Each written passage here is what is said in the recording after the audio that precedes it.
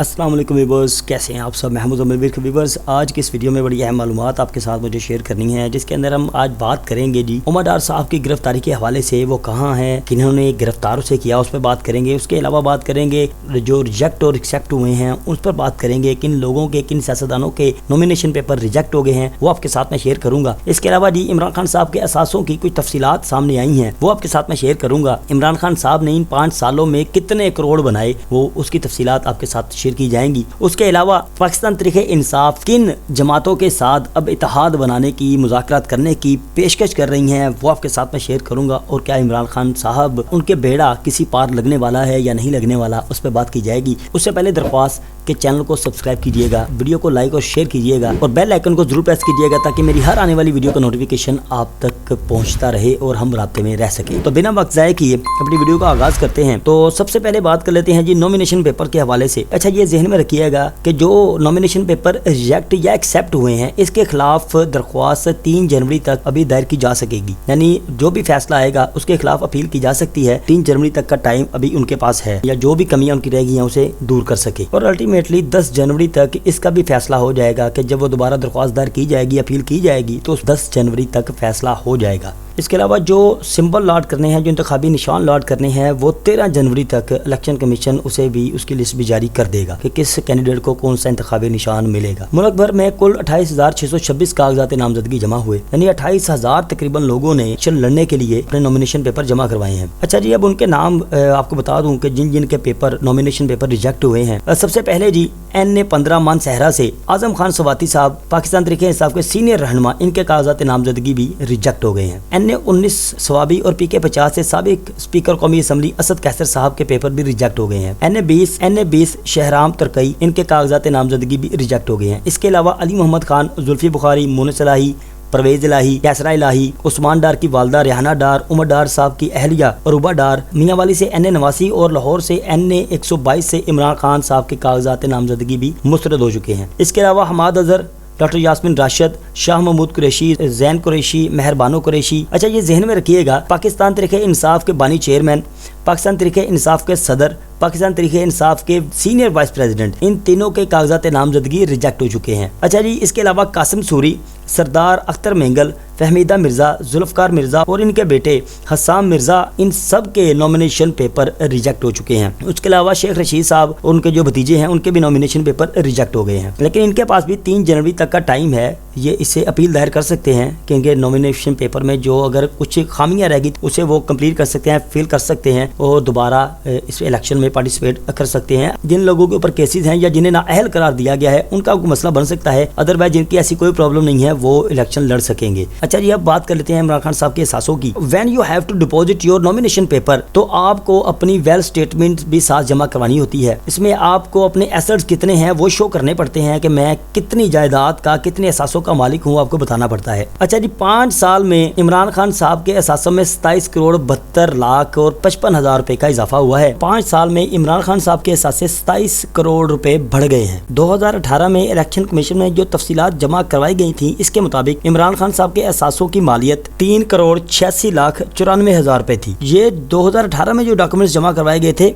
उसकी तफसीलात हैं। अब जो 2023 में जो डॉक्यूमेंट्स जमा करवाए गए हैं उनमें इमरान खान साहब के एहसासों की मालियत 31 करोड़ 59 लाख 50 हजार रुपए हो गई है। जमान पार्क लाहौर में इन्होंने कहा है कि जी 7 कनाल 8 मरले का घर है जो मुझे विरासत में मिला है। इसके अलावा घर की तमीर पर 4 करोड़ 86 लाख रुपए से ज्यादा का खर्च जाहिर किया गया है। मनीगाला में 300 कनाल का जो घर है, इन्होंने कहा है कि वो मुझे तोहफे में मिला है। इस्लामाबाद शॉपिंग प्लाजा में 12 करोड़ रुपए से जायद मालियत की दुकान भी इन्होंने शो की। ये भी पता चलेगा कि इमरान खान साहब दुकानों के मालिक भी हैं। इससे पहले तो हमें पता ही नहीं था कि इमरान खान साहब का सोर्स ऑफ इनकम क्या है, लेकिन ये 2018 के बाद की है। 2018 से पहले ये दुकान नहीं थी, अब उनके पास दुकान है। यानी ये दुकान इन्होंने जब से ये वजारत उज़्मा वाला काम शुरू किया था ना, तो ये नौकरी की थी, तब इन्होंने ये दुकान ली थी। अच्छा जी, इमरान खान साहब के असासों में गाड़ी का कोई जिक्र नहीं है, यानी इमरान खान साहब के पास जाती कोई गाड़ी नहीं है। मंग तक के गुजारा करते हैं बेचारे, दुकान ले ली, गड्डी भी ले लेंगे, विचों थोड़े बहुत पैसे खर्च लेंगे। चलो खैर उनकी मर्जी है भाई। 50 रुपए तो हेलीकॉप्टर पड़ता है उन्हें भाई, 50 रुपए घंटा हेलीकॉप्टर चलता है, तो क्या जरूरत है भाई गाड़ी लेके इतना पेट्रोल फूकन दी। अलबत्ता इमरान खान साहब ने 2 लाख की 4 बकरियां अपने सासों में जरूर शो की हैं, यानी जादू टूटने के लिए बकरियां तो हैं लेकिन गाड़ी नहीं है भाई।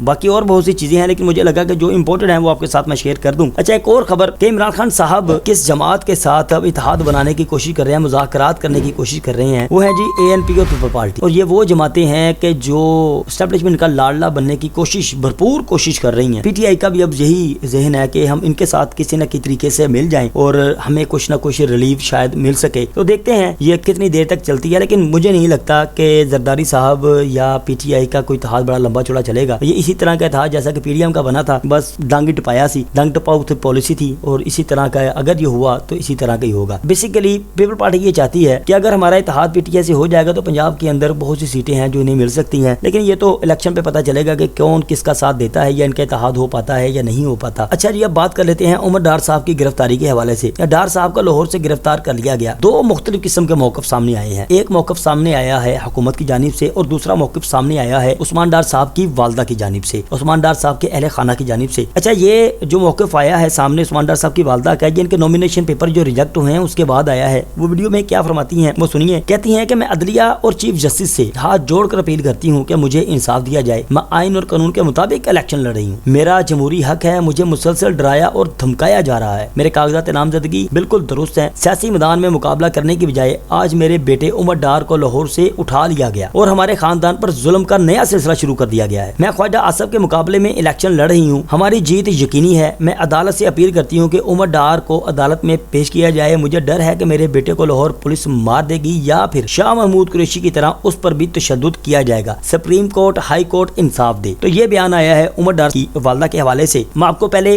जो हुकूमत का मौक़िफ़ है वो आपके साथ में शेयर करता हूँ। रेहाना डार साहिबा के बयान की तरफ फिर से आता हूँ मैं। अच्छा, हुकूमत का जो मौक़िफ़ आया है कि हमने पहले भी जब रेड की थी उमर डार साहब के घर पे, उस्मान डार साहब के घर पे, तो उस वक्त भी हम उमर डार को गिरफ्तार करने ही गए थे। वो बहुत से मुकदमात में इश्तिहारी हैं जिसके अंदर गद्दारी और बगावत का मुकदमे भी उसके अंदर शामिल है। तो उस वक्त तो उमर डार हमें नहीं मिले, लेकिन इनकी वालदा ने जो एक्टिविटी परफॉर्म की, हमारा गिरबान फाड़ा गया, हमें जदोकोब किया गया, हमें गालियां दी गई, मिसबिहेव किया गया, हमारा दरवाजा तोड़ दिया गया, चारदीवारी का तकद्दुस इस्तेमाल किया गया। तो उस वक्त भी पुलिस ने यही मौक़िफ़ इख्तियार किया था कि हम उन्हें पकड़ने के लिए उमर डार को गए थे जो इश्तिहारी हैं। अच्छा, अब भी पुलिस का मौक़िफ़ यही सामने आया है कि वो तो ऑलरेडी इश्तिहारी थे, हमने उन्हें गिरफ्तार कर लिया है। इस बात तक मैं एग्री हूँ कि पता होना चाहिए अगर पुलिस किसी को गिरफ्तार करती है या कोई भी इदारा गिरफ्तार करता है तो ये इन्फॉर्मेशन घर वालों तो को होनी चाहिए कि वो किस जगह पर हैं, ताकि वो अदालत में जा सकें, उनकी जमानत के लिए अपील कर सकें। अदालत का काम है कि उन्हें रिलीव मिले या ना मिले। अच्छा, अब बात कर लेते हैं रेहाना डार साहिबा का जो बयान आया वीडियो क्लिप। मोहतरमा, एक सिंपल सी बात कि आपका बेटा ना तो कोई दूध का दुला था और ना ही हाजियां नु टोपियां, तस्बीहां, मसले या एहराम तकसीम कर रहे से लादे ना थे कि जिन्हों गिरफ्तार कर लिया गया एयरपोर्ट तो ते हाजियां नु बेचारा सामान दे रहा सी। मोहतरमा, उसके ऊपर बगावत के मुकदमात हैं। 9 मई जैसा कांड करने में वो शख्स पेश था, शामिल था सारे कांड के अंदर, उसके ऊपर वो मुकदमात है। कोई इतना इनोसेंट बंदा नहीं था। और रही बात इख्तलाफात की कि सियासी इख्तलाफ की बिना पर उसे उठाया गया है, तो ये बात बिल्कुल गलत होगी। कतन इस बात पर कोई भी बाशऊर इंसान यकीन नहीं करेगा कि इनको सियासी मुखालफत की बिना पर उठाया गया है।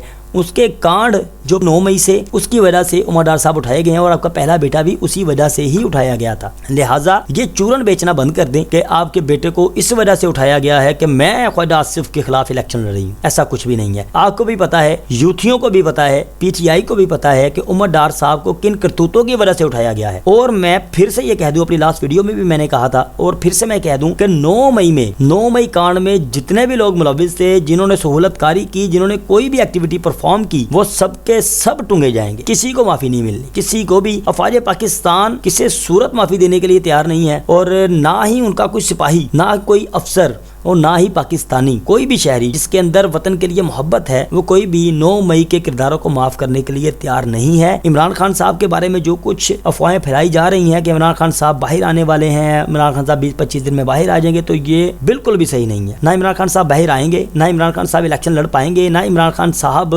जीत पाएंगे। ऐसा कुछ नहीं होने वाला। अपने दिमागों में से ये बात निकाल दें कि इमरान खान साहब बाहर आएंगे और जो लोग 9 मई के कांड के अंदर शामिल थे उन्हें को रिलीव मिलेगा। हाँ, कुछ लोगों के दिमाग में ये बात जरूर ضرور آئے گی کہ خدیجہ شاہ تو واپس آ گئی ہیں، لیکن خدیجہ شاہ کس بہا پر واپس آئی ہیں، وہ ایک ڈیل ہے، بہت بڑی ڈیل ہے۔ خدیجہ شاہ باہر آئی ہیں، وہ عمران خان صاحب کے بارے میں بہت بڑے بڑے انکشافات کریں گی، وعدہ مف گواہ بن کے آئی ہیں، جس کے اندر ڈاکٹر یاسمین راشد کی ریکارڈنگ، واٹس ایپ میسیجز سب کچھ دکھائے گئے ہیں، اور اس کے بعد خدیجہ شاہ واپس باہر آئی ہیں، اور یہ سب معاملہ جب ہو جائے گا، جو بیانات دینے ہوں گے خدیجہ شاہ کو وہ دے کر باہر چلی جائیں گی۔ یہ بہت بڑی خبر آپ کو دے رہا ہوں میں، تو اس وجہ سے خدیجہ شاہ باہر آئی ہیں۔ اور اگر کوئی دیگر رہنما پی ٹی آئی کا باہر آ جاتا ہے یا جسے ریلیو مل جاتا ہے، تو وہ صرف ایک صورت میں ہے کہ وہ وعدہ معاف گواہ بنے، توبہ کرے، دوبارہ ایسی کوئی حرکت نہیں کرے گا۔ اچھا جی، یہ تھی ساری تفصیلات آج کی ویڈیو میں۔ ملتے ہیں اپنی اگلی ویڈیو میں، اپنا بہت سا خیال رکھیے گا۔ اللہ حافظ۔